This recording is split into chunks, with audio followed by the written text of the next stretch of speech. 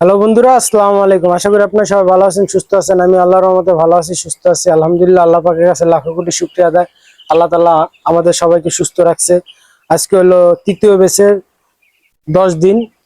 এই যে অর্ধেক জায়গা বৃদ্ধি করে দিছি, আলহামদুলিল্লাহ। এভাবে আস্তে আস্তে মুরগির খামার বৃদ্ধি করতে হয়। ব্রয়লার মুরগি তো এখন মনে করেন দুপুর বিকালে খাবার দিছি, খাওয়া দাওয়া হয়েছে, এখন মুরগি একটু রেস্ট নিতেছে।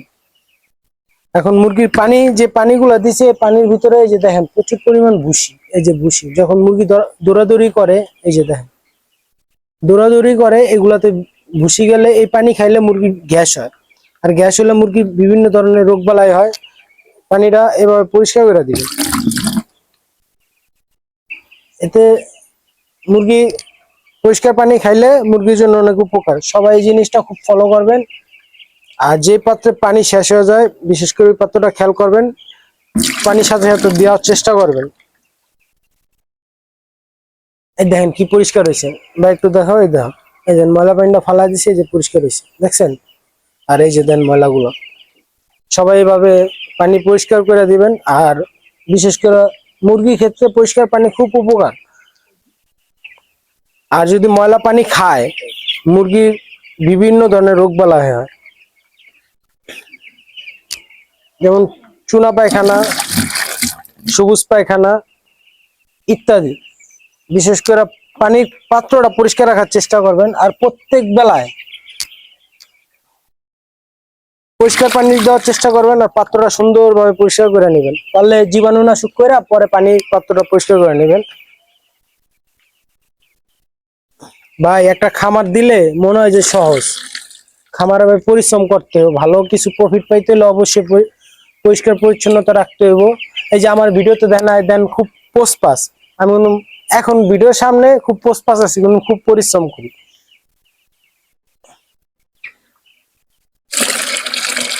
একটা ব্যবসা দিলে যেমন পরিশ্রম ছাড়া ব্যবসা থেকে ভালো সাফল্য আসে না, ঠিক সেভাবে যা কাজ করবেন পরিশ্রম করতেই হইবে।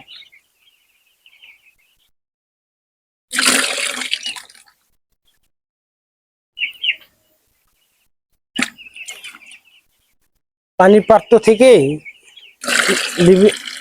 পানির পাত্র থেকে বিভিন্ন ধরনের রোগ বালাই হয়। তারপর মনে করেন মুরগি পানির পাত্রতে পায়খানা করলে এটা ফলো রাখতে হইবে। তারপরে যে ভুসি গেলে এগুলো সব পরিষ্কার করে দিতে হইবে। যে কয় বেলায় পানি দেন এগুলো গুরুত্ব সহকারে সবাই পরিষ্কার করে দিবেন। এতে মুরগির রোগ জীবাণু হইব না, মুরগির বাচ্চা মরবো না। আলহামদুলিল্লাহ, এখান থেকে ভালো একটা প্রফিট আসতে পারে। সবাই খামার করার আগে বিশেষ করে এইসব দিকে সতর্ক থাকবেন। আমার দুই একটা পাত্রে পানি শেষ, এগুলোতে আমি কিছুক্ষণ পরে পানি দিমু।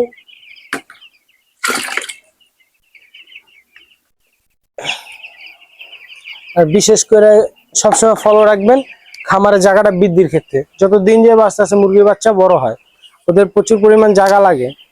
ওই জায়গাটার স্পেস বুঝে আপনাদেরকে জায়গা বাড়ায় দিতে হইব। আর আজকেও ভ্যাকসিন দেওয়ার পর থেকে টানা গাম্বুরার প্রথম ডোজ পর্যন্ত ওই একই ওষুধগুলো চলতেছে। আর কোন ওষুধে কি কি কাজ এগুলো তো অলরেডি ভিডিওতে বলছি, তাই আর ওষুধের ভিডিও নিয়ে আসলাম না। আর ভিডিওতে ভুল ত্রুটি হয়ে থাকলে ক্ষমা দৃষ্টিতে দেখবেন। পরামর্শমূলক কমেন্ট করবেন যাতে আমার ভিডিও করতে আগ্রহ হয়। আমার শরীরও ভালো ছিল না, আলহামদুলিল্লাহ আজকে একটু সুস্থ আছি।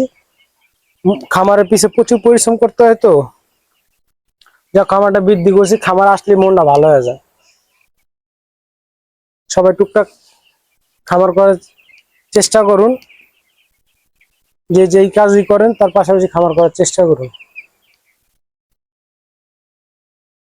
তোমার ভিডিওগুলো ভালো লেগে থাকলে লাইক কমেন্ট শেয়ার করে তোমার ভিডিওটা সাবস্ক্রাইব করে নেবে, আমার চ্যানেলটা সাবস্ক্রাইব করে দিবেন। লাইক কমেন্ট শেয়ার করে আমার পাশে থাকবেন। আজকে ভিডিও এই পর্যন্ত। সবাই ভালো থাকবেন, সুস্থ থাকবেন। আসসালামু আলাইকুম।